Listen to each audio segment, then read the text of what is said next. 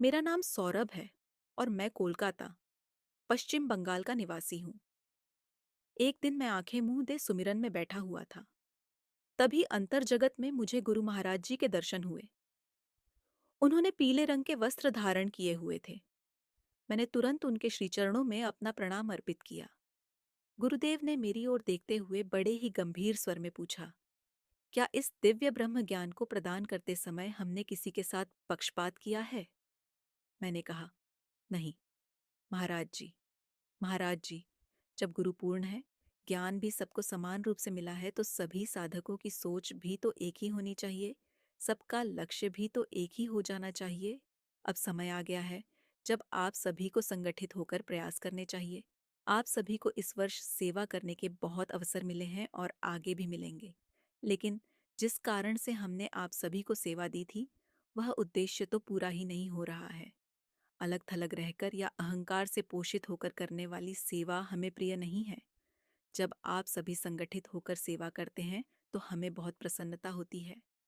याद रहे, सेवा के दौरान कभी किसी को प्रशंसा रूपी पुष्प प्राप्त होगा, तो कभी कांटों रूपी डांट भी सुनने को मिल सकती है।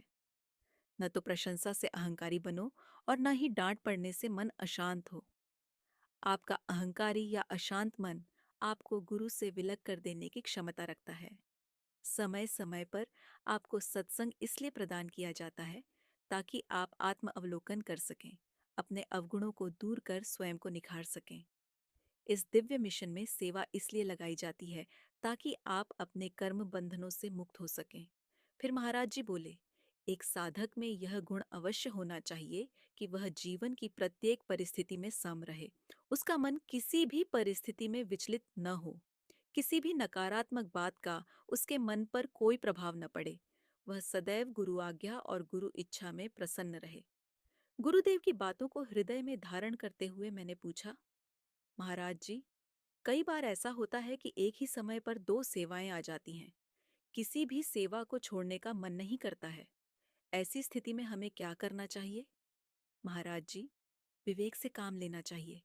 जहां आप नहीं पहुंच पा रहे हैं, वहां सही समय पर किसी अन्य सेवादार को भेजकर उस सेवा को पूर्ण कराना भी आपकी सेवा है। अपनी बात को आगे बढ़ाते हुए वे बोले, जिस दिन आप सभी गुरु के दिखाए मार्ग पर चलते हुए गुरुमय हो जाओगे, उस दिन हमें हर जगह हर एक के अंदर उपस्थित पाओगे। ऐसे साधकों से मिलने के लिए तो हम भी अधीर रहते हैं।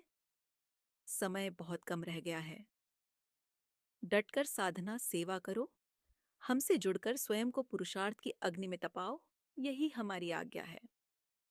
इसके बाद महाराज जी ने आशीर्वाद दिया और फिर वे अंतर्धान हो गए।